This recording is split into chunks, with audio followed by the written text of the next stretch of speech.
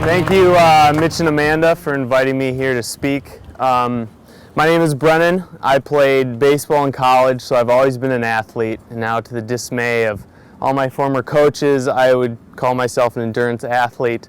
But it's an important distinction that I'm an athlete first, and I have type 1 diabetes second. And that I'll bring that back later. But the usual conversation when I say I have diabetes, it's, oh, when were you fat? Or my aunt lost her legs to diabetes, or you can't have that cake.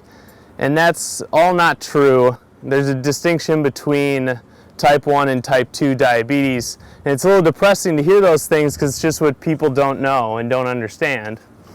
And even something like NBC's Biggest Loser doesn't ever really tell you what the full story is.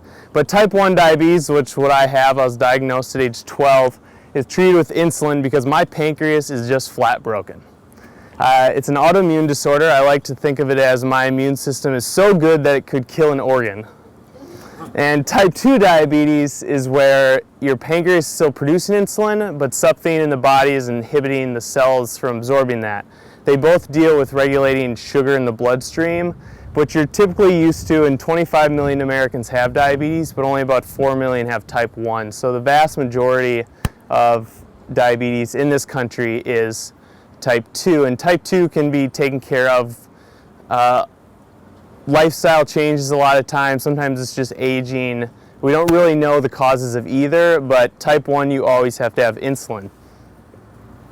So it's really a balancing act. I like to think of it as you guys all have an automatic pancreas, and mine is a manual pancreas, just like driving a car, but I have to shift. That's a common misnomer too, is that you wear an insulin pump, and I have one here. I'm not wearing it. I'm on just shots right now. But you wear an insulin pump, which is here, and it delivers insulin. But every time I eat, I have to make a million decisions. Am I going to go exercise later? Am I stressed because then I need more insulin? Is it something like pizza that absorbs slowly, or is it this carrot cake which absorbs quickly? Those all go into every time I put something in my mouth. And then I have to test my blood sugar before to determine my blood glucose level, the amount of sugar that's in the bloodstream. And then there's a continuous glucose monitor which can read it in the fat tissue in your body, but that's typically on a delay, so you still have to test your blood sugar, and it's like, oh my God, my head's gonna explode every single time I wanna eat. But after a while, it just becomes second nature. And so you take that into a race, and it's like compounded because exercise makes you more insulin sensitive. So I actually work with a gentleman named Cliff Sherb who helps me put together a race nutrition plan. So for everyone else, it's like, well, I just need 50 grams of carb every hour, so I need like 5 gels, and I'll just plop 5 gels, right? Well, I have to think about that. What if I get low? So I need an extra 5 gels, and how much insulin am I going to take for that, and how fast am I going to be going? Because during a sprint triathlon, I don't really need any insulin. During an Ironman, I still need insulin because your heart rate's so much lower. And how am I going to deliver that amount of insulin? And all these factors go into everything. So this is actually my CGM data. It's not totally accurate, like I said, but it's about as good as I can get from a chart. This is the day before, during, and the day after Ironman. You can see green means good. You can see the day after, I was just like, I just like really want to eat Denny's now, like whatever. The night before, that's probably the anxiety. My blood sugar going up the night before lunch.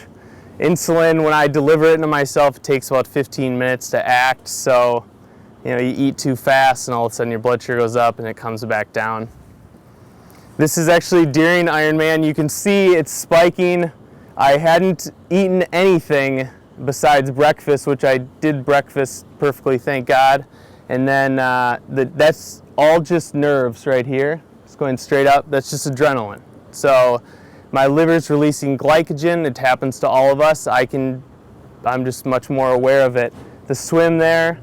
And my craziest triathlon story is I was supposed to bring my blood sugar meter on the bike, and I just test on the bike. I can balance with triathletes and take my blood sugar at the same time. And I didn't bring it. just, you're in transition, didn't put it in my pocket. So the whole bike, I was just thinking, I really hope this stupid machine is working properly, because it never has worked in triathlon. And I tested in T2 and it actually was dead on. So I'm thankful for that. And then my insulin pump here stopped working somewhere about the middle of the run, and that's where you see the spike. So I have a backup syringe that I always carry with me during a race in a little case that I have Murphy's Law written on it, because I don't ever want to see Murphy's Law. I had to open that up, give myself an injection, and I was fine by the end of it. But that causes dehydration. So the whole run, I'm like, I'm just gonna cramp. I'm just like waiting to cramp because blood sugar is high, so there's less water going into cells, all scientific and everything. But luckily I didn't cramp too bad, and that was my Ironman. And a lot of people think, well, you probably can't go as fast then. And I mean, I'm not fast or anything. I did a 12-hour Ironman, but a gentleman named Vinny Santana from Brazil has gone 8:40. Cliff Sherb with type 1, and that was on older insulins, which are much more difficult to deal with. Cliff Sherb from New York, he's a coach who helps me with that nutrition plan, has gone 9:15. So you can still do it. And people say to me, well, let's just like get the pancreas to work then. It's like, well, yeah, you and my mom wish it were that easy. And that, even if we did cure it, that still leaves a lot of type 2 people. So what do we do until it's cured? Even if it was tomorrow morning I could go get cured, what do I do until then? When I was 12 and diagnosed, they told me I would be cured when I was 18. When I was 18, the doctor told me it would be when I was 21. When I was 21, I finally woke up and thought, you know, I need to search for answers. It was easy playing baseball, but going on a run is a lot different. And that's when I found a group that I now work for. I'm the business manager at Insulin Dependence, and we teach people how to live with diabetes. And we believe exercise is the cornerstone in that. We put on free community events. We have a national conference on exercise and diabetes, and we have signature events, which are fundraising events. We've used competitor group before at have people fundraise and run. At Carlsbad Marathon last year, we had over 100 people running. The vast majority have type 1 diabetes. And we give people the tools to use exercise as the cornerstone of a healthy lifestyle. We believe that whether you have diabetes, type 2 diabetes, it doesn't matter. You can still use exercise to better yourself. And as an example of living a long life with diabetes, I have my buddy Bill Carlson here. Bill, if you type in Bill Carlson on YouTube, you won't be disappointed. He did Ironman Hawaii in 1983, and his doctors told him they were going to die. He was going to die, and Bill is still riding his bike today in 2013 as a Cat 2 cyclist. So thank you for having me.